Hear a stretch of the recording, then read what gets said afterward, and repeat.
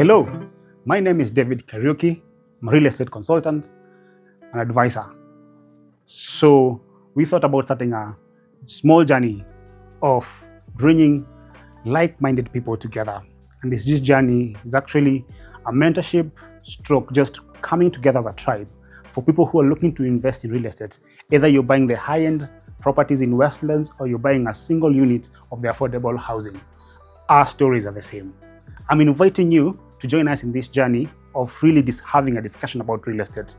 Where do you begin? What are the loopholes? What are the things to consider, things to think about when you're beginning this journey? So please stay tuned. Thank you guys for joining us.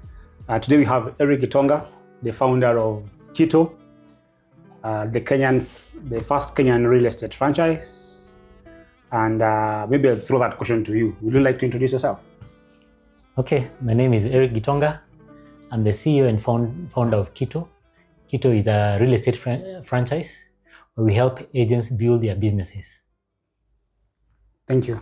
Santi. So today we're not going to talk about the business side of the Kito. Yeah. We're going to talk about just your personal and your personal journey. Yes. The goal for this podcast is just to help. The goal for the podcast is to help individual, ordinary men to start investing in real estate. Okay. So today we're going to share your journey, how you started and where you are. I still know you have a goal for it. You have a goal to reach, but that was just begin where since you began till where you are. How did you acquire your first property? Okay. Well, maybe I can go back a little bit and say I've had a passion for real estate. I think that passion was birthed in January 2004. I was still staying with my parents. I'd finished campus. So during time of prayer, that's a time I started seeking wisdom. And in my heart, I felt it would be key for me to invest. So I wrote down my dreams, wrote down my visions. That's why I started. It starts with a dream. It starts with a vision. It starts with some goals. And immediately I started guiding my parents on how to invest in real estate. That time, but then I didn't invest in real estate. I tried a couple of businesses, probably about 7 before I joined real estate. And then when I joined real estate around 2010 is when I did my first investment, and I simply acquired a property through commission. So a property owner had 100 acres. He had divided into small plots, not small plots, big plots. Yeah, of about 2.5 acres each. And I sold almost all of them except one, which they sold. So they sold one, I sold the rest. The others that didn't sell, they kept just a few, 2 or 3. Yeah, so that's how I started. I bought it through commission. Oh, yeah. So you sold the parcels of land, but you did not get commission in cash. No, we did a trade. I traded the commission for piece of land. Okay. Roughly at that time when that was 20? That was 2010. 2010. Yes. How much was that piece of land at that time? At that time, an acre was going for 250,000. We started the project at 200,000. This was the second project actually. It was 250,000. This was about 2.5 acres. Close to 2.5 acres. So I didn't have all the money for the 2.5 acres.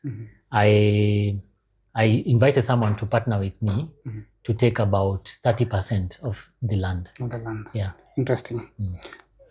So quite an interesting journey. So it's like you're working in a business rather than getting paid. Was that part of your salary that you invested, or it was part of the profit of the year that you invested in real estate? Actually, then directors used to earn 15% commissions. So besides the money we paid ourselves, the 15% is what invested in the land, is what I used, not the salary. Salary didn't touch my salary. Okay. It's the 15% that I got as commissions. That's what I used to buy the land. Yeah. Okay. That was 2010. Yes. At 250,000. Yes. Roughly, what is the price at 2024 as we do this video? What is the price range? To be honest, I have not done a proper analysis. Okay. But I think it could be about 2 million right now per acre. So for the whole chunk, it could be about 7.5. For something we bought about 750,000. Quite Thereabout. Mm-hmm. Actually less than 750,000. Mm-hmm. There's a time the market had gone up. So it was 2.5. Mm-hmm. It would have been a good time to cash out. Mm-hmm. But we didn't cash out, and it's fine because it still appreciated 10 times. Mm-hmm. As we're discussing about land at the market right now, 2024, do you think if I have the same, will I get the same appreciation as you did in 2010?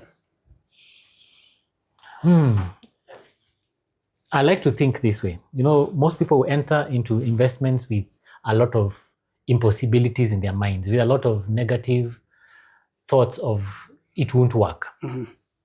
You will not know whether it will work until you step out. True. So for you to invest and get some good gain, there has to be some things working for you.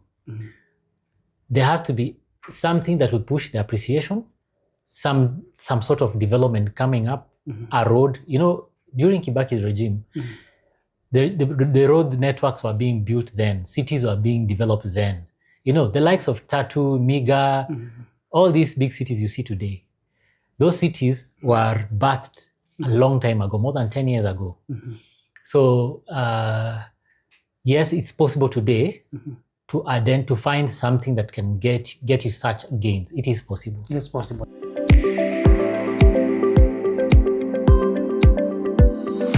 As a real estate investor and a business owner, what do you think is the foundational? What do I need as an investor?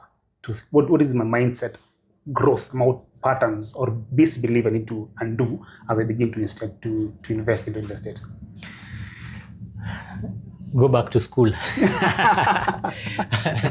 What I mean is, we have to. Okay, so habits can be learned and unlearned. Your belief systems are centered around your upbringing, society. You need to shut out some of those voices and listen to podcasts, read books, hang out with people who have this, who are where you want to go, so that you can change the way you think, the way you believe, and you change your belief system. So you have to invest in your mind, basically, and you have to undo a lot of the things in your mind, or rather, a lot of the things that you have believed in. Think about people who are successful in this life. Genuinely successful, because we have people we think are successful but are not successful, but people who are attain success and you can admire. There's something in their mind that changed. So that mindset, it needs some form of personal development. Yes. I remember then we used to listen to podcasts daily and read books daily. We did. And that's why we started. And we'll exchange. Then there was no Spotify. We would burn them on CDs and exchange. Oh, CDs, yes. Yeah. Absolutely. Actually, I also have several compact CDs. discs for the young generation. I think most of them don't know what a CD is. Because their laptops don't have those things nowadays. Okay. Then came a point we do flash disc, but flash discs were expensive. So it's compact discs are more affordable. We'll take burn, go and listen at home. That's how we used to do it. We didn't have. We never used to listen them from our phones. Yeah. So you're saying that at that time when you begin in real estate investing, your growth mindset was key. It was key. That was the beginning. That was a beginning point. Yes. And also you hung around people who are looking to buy land, also invest in real estate. Not necessarily, but people had a growth mindset. People who had a different kind of mindset, and you can see that they have success in their life, especially financially, because of how they think. They are not always thinking of it's not possible to do something. Those are people who will think, yeah, it can be done. There are many along the way that, I realized we could not go the same direction, and it's okay in terms of investment, and it's okay. Life is like that. But there are those few people who believed in investment, believed in impossibilities, believed in accomplishing dreams and visions. Yeah. Interesting.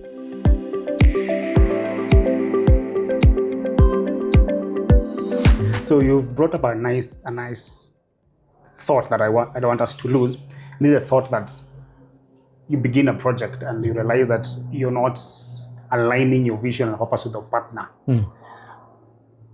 And how did that affect your real estate investing journey? Did you reach a place where you had to throw a project out and say this never works and you lost money, or how did that look like? Probably I'm not that of a risk taker because I think we really did careful calculations with my previous partner then in the ideas which never took off, for sure. The ideas which never took off. But the people we identified, the approach I took was more of being more in charge and in control than having several partners. So I had few partners, and then we'd invite others into the dream, into the vision. And some didn't buy into it. Others bought into it. And I think in life you have to understand that not everyone will buy into a vision, and that will be okay. Others were never into the idea, didn't jump in at first, but later on they jumped in. There were such clients. Others were inspired and joined. Yeah.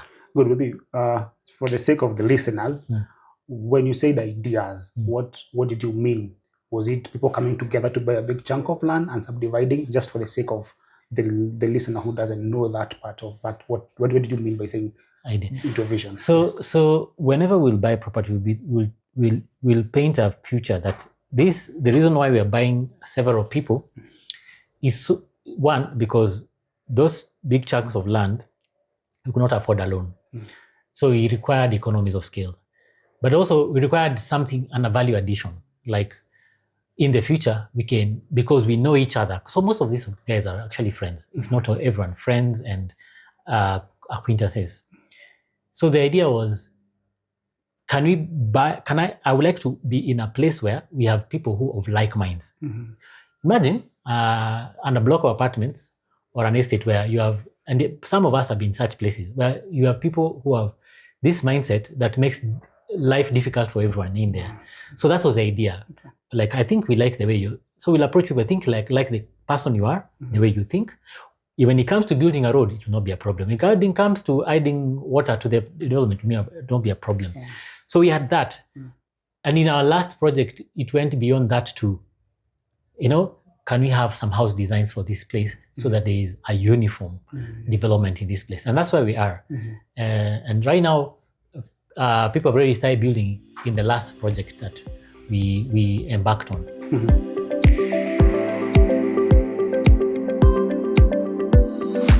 If you could go back in time and give your younger beginner self one advice about real estate investing, what will it be?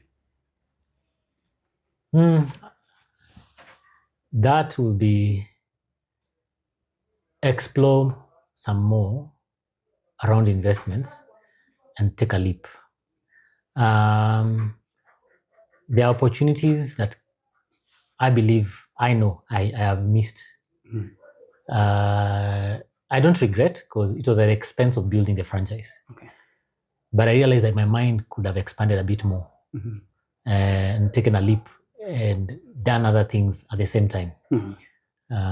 So my younger self, I will also tell them to hang out a bit more with the eagles. Many times we hang out with our peers, but it's good to hang out with people who can pull you up, and there are very many. There are people who took leaps, made mistakes, burnt their fingers. I would say also take a calculated risk. Start small, continue building up. You don't have to go big and burn your fingers. I've watched a lot of people lose money. I've watched projects worth of $1 billion, and then not be profitable. So it's important to do your homework, as I said at the beginning. Before you invest in something and use your hard-earned cash, you need to invest in your mind. So people don't just want someone to do their job for them. They want someone to do the investment for them. They don't want to do some form of research. They don't want to find a qualified real estate agent and pay them to understand what it takes to invest in real estate. Yeah. Good one. So, and just to add, okay, if you're going to invest in real estate, it's good to identify real estate that has invested or at least has enough education about investments and has successfully guided people in that path. Yeah, sometimes people out there sell a lot of ideas. Yeah. And ideas, until they become successful, they're just ideas. Yeah.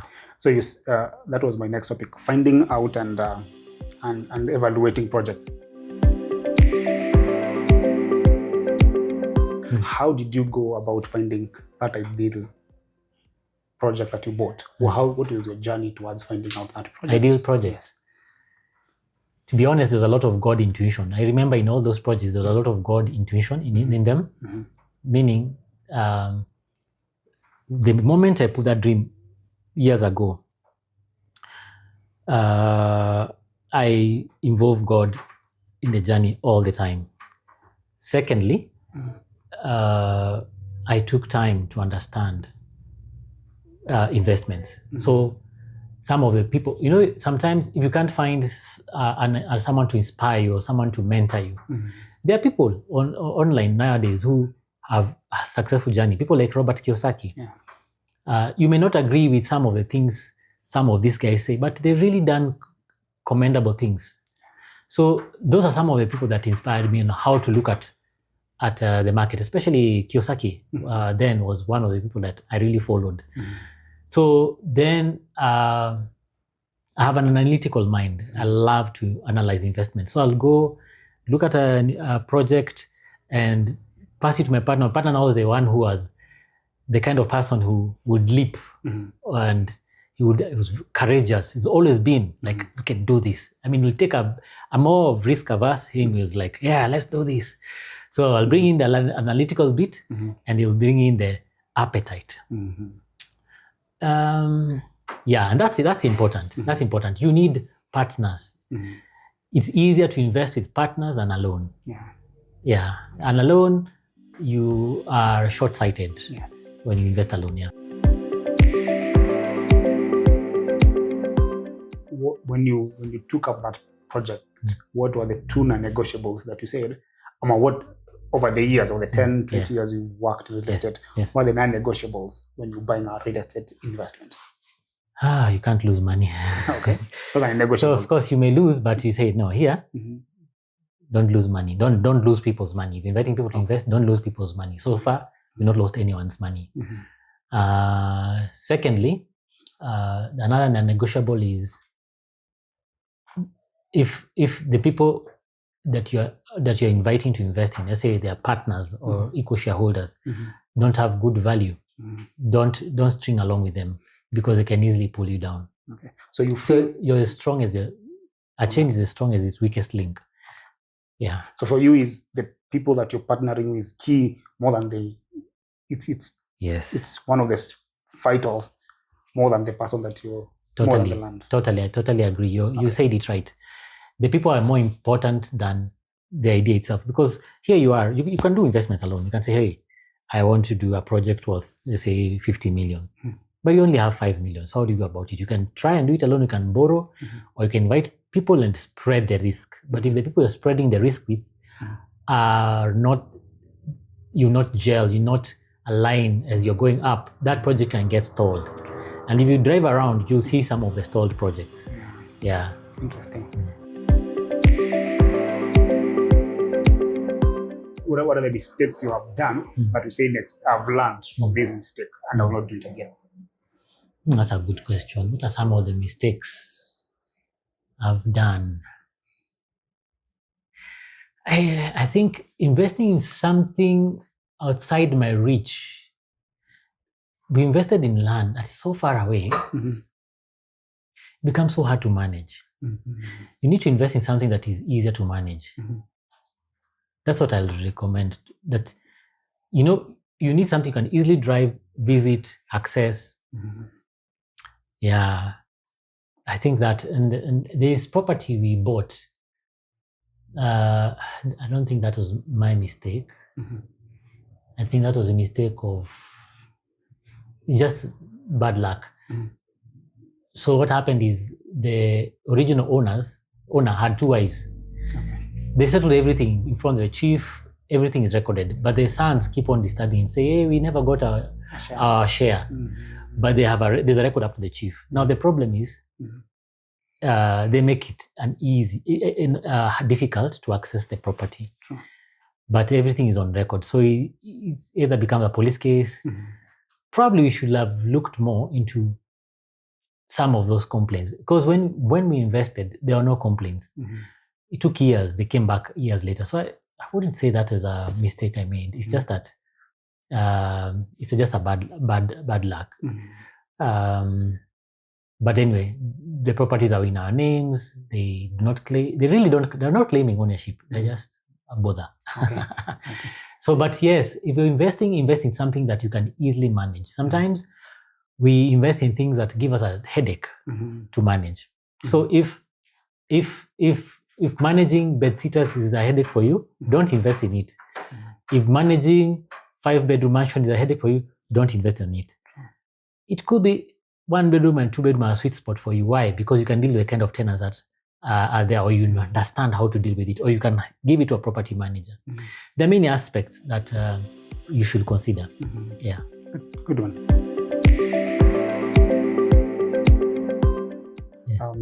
Maybe one of the few last questions is, Yes. how did you balance between long-term and short-term investments? Mine was very simple. Land was, then I wasn't even thinking about bonds. Like now people are thinking about bonds because of the returns, but now they've dropped. So my short-term investment is buy affordable land. Okay. And then, so land banking, then sell it. So, and then long-term is, there are some properties I bought with a vision of what I could do in that land in the future, build houses and all. The goal was, this land banking is money you can release to do your developments. That is how I balanced it. And your developments now become that development, not for sale, but for rental. So that becomes your passive income. That becomes something that now you keep and you can pass on to your children, that kind of thing. Okay. Yeah. When you started first the real estate, you didn't have any ideas of having a passive income from rental income. Was that part of your thought process or decision-making process when you were doing that? No, I had the idea of passive income. I just didn't have the means to acquire properties that can give me passive income. Okay. Yeah. Was it at that time they were expensive, or it was not part of your? I didn't have the money. Okay. Good. That's good, because actually not everyone. I didn't have the money. Most of the time we don't have a whole chunk of money. Yeah. And how did you? So your idea was, when you didn't have that amount of money, you went for buying land to give you to help you build the capital purchase. Precisely. Okay. Precisely.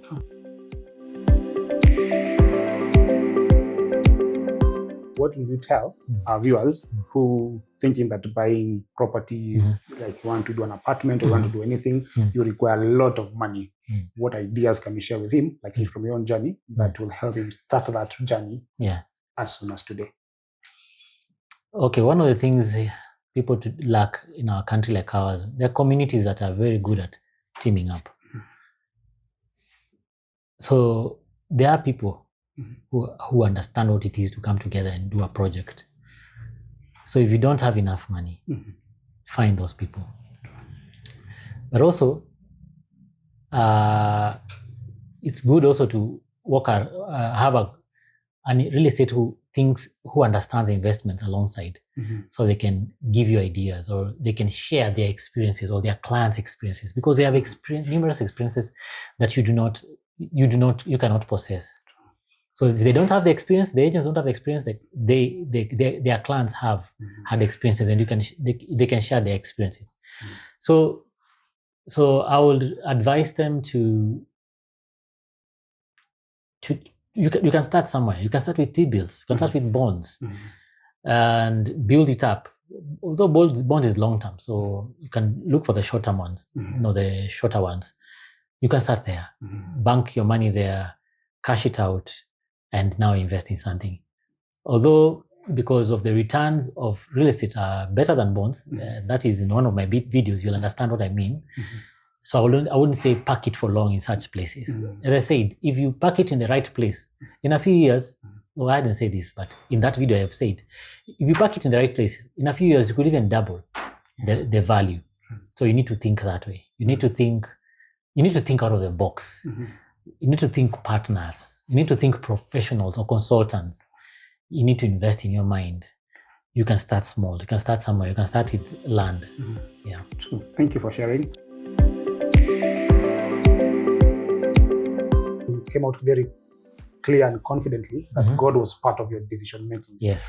Would you like to just say from your journey as a Christian, what do you think do other Christians, is it the same for other Christians or it was special to you? And what's your idea of how does a God lead someone in investing in real estate?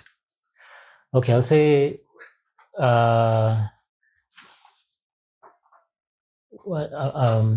it's important to understand that God does not favor. He does not favor one person and leave the other. What we fail to do is we fail to realize that money is an instrument, is a tool, is a means to an end. And so if money becomes more important than family, more important than friends, then it becomes your idol. It becomes more important than God, you're in trouble.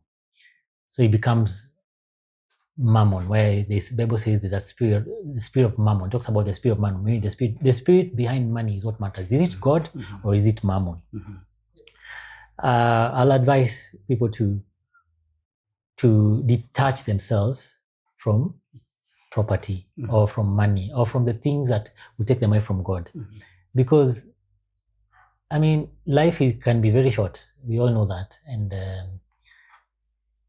when you need to picture yourself, people are walking down to give a eulogy about you. Will they talk about how much you invested, or will they talk about you as a person? So then realize, if that's the case, then where should you place money? It is important. It's spoken about in 16 of the 32 parables Jesus gave. So it's an important thing. Subject of money, finances, wealth is spoken about very much. But nevertheless, how we surrender it and let God be the one in charge is important. So I took time, fasting and praying, to seek, to make sure that money that is not in charge of me. And I've done that ever since years ago until today. When I go for my retreats, I will always say, God, I want you to be the head. I want you to be the chairman. I want you to be in charge. I want you to be on top. I don't want money to rule over me. That's what I will do. That's a good question. Yeah. The last question, sorry to cut you short. The last question is, when you begin your real estate journey, the 3 books that really motivated you and you recommend us to read. Oh, okay. For real estate, there's Rich Dad Poor Dad, Cash Flow Quadrant. These books of Robert Kiyosaki. From Robert Kiyosaki. Okay. Those are some of the books that really inspired me to invest in real estate. Imagine, those are the main 2 books. Those are the main 2 books. The other one is about building a business, and that was E-Myth Revisited by Michael Gerber. True. Yeah. Okay. Yeah. Thank you for your time. I really appreciate it. Karibu, asante.